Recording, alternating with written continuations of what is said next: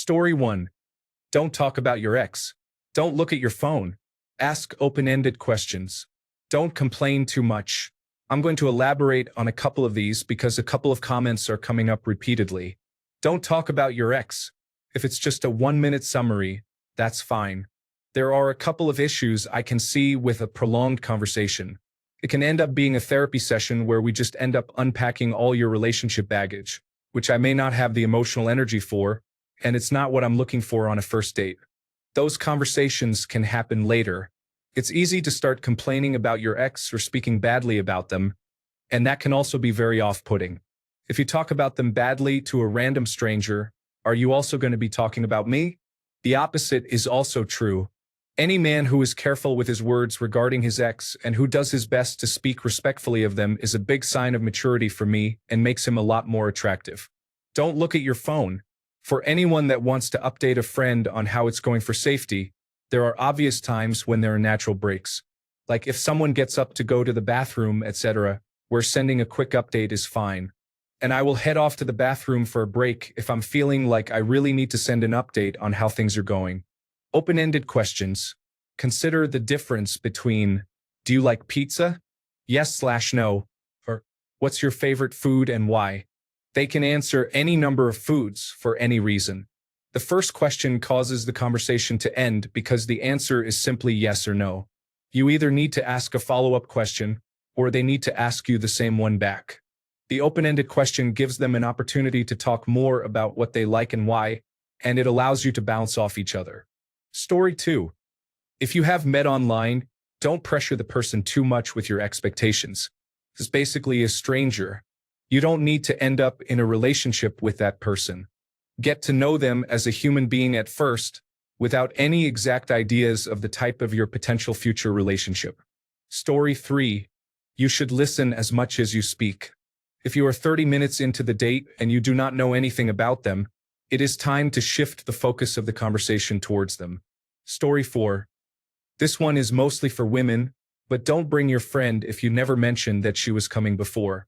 Had that happen to me, and it was clear both girls just wanted a free dinner, so I excused myself to the bathroom and never spoke to the girl again. Story 5. Unless you've confirmed it's a one-night stand, maybe don't suggest Netflix and chill or other variants as the first date. Man or woman, don't go over to someone's house if you don't know them. I had a guy pull this with me, saying, "Oh, I'm really more of a stay-at-home and watch movies type of guy," when I invited him out for coffee or dinner.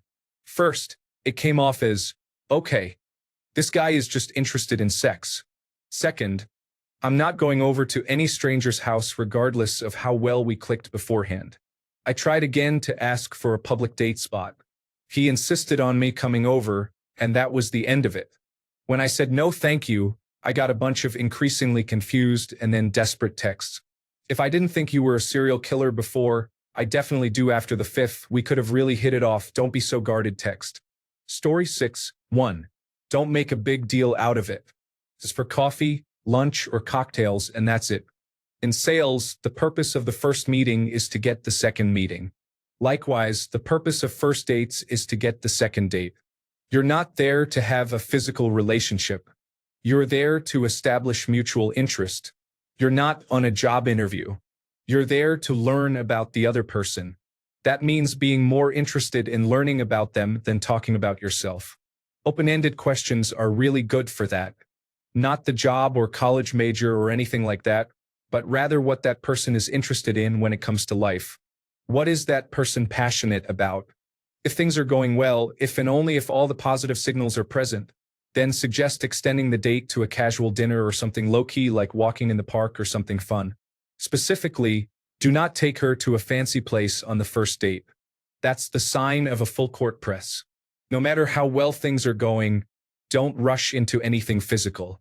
It doesn't matter if this is the perfect person. Instead, your goal here is to establish mutual trust. If you're trying too hard to make a physical connection, it kind of gets in the way of that. Plus, it sometimes takes a few dates to get to know someone thoroughly. What's worse, some people rushed things initially and had long-term consequences. Be a little selective about your choices. And that takes time. No distractions. Put the phone down. If you see someone else, introduce your date right away and tell your acquaintance some interesting things about your date. No one likes being the third wheel in someone else's conversation. Manners count for a lot. Then turn your attention back to your date. The entire point of the first date is to have fun and see if that person is good company. That's it. You're not negotiating serious matters. This is especially true if your first date with someone involves hanging out with their friends, then make friends with their friends. Nothing is worse when you're at a party or gathering and your date is attached to you like a boat anchor. Be your own person. Likewise, just like the previous advice, introduce your date around to everybody. Give that person a chance to connect. Finally, it's a numbers game. You might have to go through a lot of mediocre dates before you meet the perfect person. But that doesn't mean you should ignore someone with whom you don't have immediate chemistry. For example, I had a lunch date with someone with whom I didn't really connect. But I still put effort into getting to know her and had a great conversation. 2 weeks later, she invited me to a party she was throwing. It was there that I met my wife. There you go. Your foolproof first date guide. Story 7. Never go for a meal on a first date. Drinks or coffee or something similar. If it is going badly, you have an easy out. If it is going well, you have the option to extend. Story 8. Always give your lady an out. Let her sit closest to the exit. Make or statements like, do you want to come to my place after dinner? Or do you have to get up early tomorrow? Also, here's a little tip that I've only experienced a few times, but it's super helpful. Send a list of food options or the menu. This way, you both don't feel rushed wherever you go and can ensure any dietary restrictions are met. Story 9. Don't ignore them after the date. If it went well, let them know the next day. If it didn't go well and you don't want to see them again, also let them know nicely. Story 10. The number one thing that I think helped my dates go so well was not having a single expectation. I chose to have a really good time and share that with another person. If you show up with the sole intent of enjoying a new experience and getting to know someone, not having a list of demands and expectations, that good energy rubs off on the date. For a short while, I was dating 1 to 2 new ladies a week, going on a total of 3 to 4 dates a week. I didn't have a single woman who didn't want a follow-up date. For some, there was little connection, so we just had several friendly dates. For others, there was a physical connection and we would date and then have sex or skip the date. Others had more relationship feelers while dating, etc. I had a blast, they seemed to clearly enjoy themselves, and I remained friends with many of these women. My friends who treat it like it must be the first step in their journey to a lifelong partner repeatedly have awful dates. They put too much weight into saying that makes it no fun for anyone. They have an antagonistic relationship with dating. Each potential partner has so much that might make them the one. And then emotions get weird. Guess where I am a year after treating dating like this? Approaching a 1-year anniversary with an amazing woman. My friends who treat dating like a chore? Still single and hating their dates. Go have fun. You won't regret it. Story 11. Be on time, and if you are running late, use your phone and text.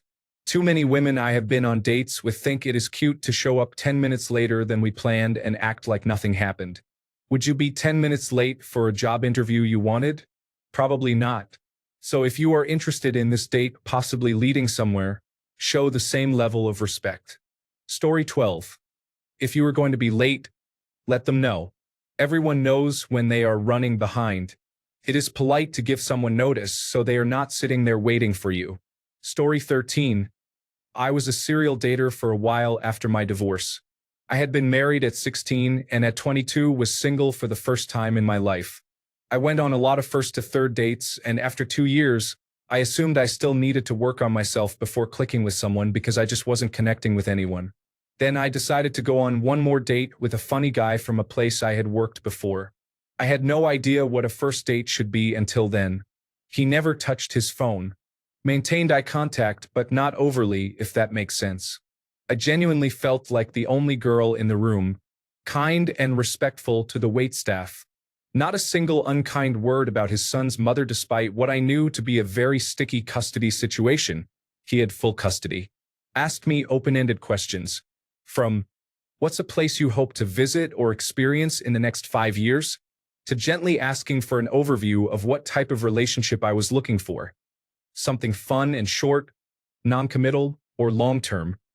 He knew I wouldn't let him drive me and pick me up from my house because of a prior experience. So he gave me gas money even though I didn't ask, since I drove myself. It was the best date I had ever had. We ended up spending 8 hours together, and it felt like maybe 2. We've been married for 6 years now. Story 14:1. Put your phone away. Come on time. Talk about yourself when asked and always volley back.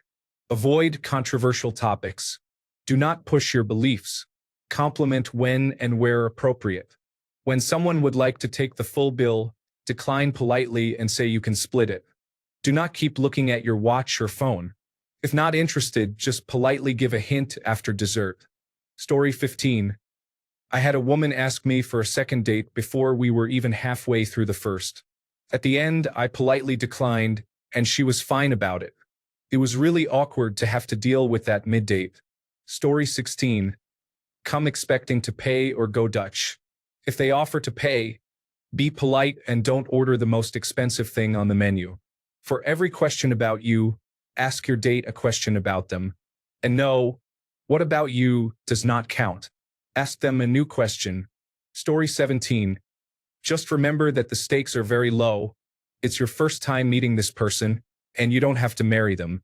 Have fun and try to relax. Be yourself. Story 18. Don't fake stuff or lie or hide your quirks. Nothing like pretty packaging on a product that morphs rapidly or disintegrates into something you didn't expect. It's not fair to anyone. Story 19. If you go out for food, be prepared to pay for your own meal regardless of your gender. If you are a man going on a first date with a woman, let her choose where to go so she can pick a place she feels safe and comfortable in. Story 20. I don't feel like there really are any. A first date should be organic. You shouldn't do anything out of the norm, or you'll be attracting the wrong partner anyway, and they'll find out as soon as you feel comfortable being more yourself. A date will go well if it's the right person. You can have, on paper, a very bad date that doesn't follow any of the proper protocol. But for the right people, they'll mesh. And their messy night will be their meet cute. So-and-so was late, got lost, we talked about things we shouldn't have. I went home with him on the first date, but we stayed up laughing and telling stories. Just let it happen organically. If they aren't the right one, you want the first date to go bad so that you don't keep seeing them and can meet someone else. Story 21. You are not in love yet.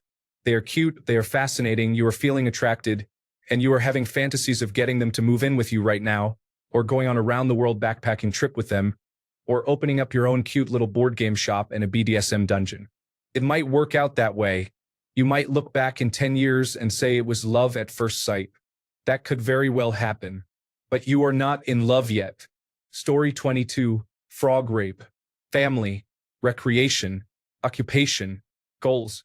All great first date topics. Religion. Abortion. Politics. Exes. All bad first date topics. A lot of information you should know in the first 3, but maybe not on the first date. Frogs are good, rape is bad. Story 23. As a man, shower and ideally get a haircut prior to a date. Use deodorant at a minimum. If you wear cologne, keep it classy and reasonable. Make an effort to dress nicely. Dress appropriately for the weather or activity of the date. Nothing is more low class than a man who shows up looking like a sack of trash that rolled out of bed when a woman has dressed up.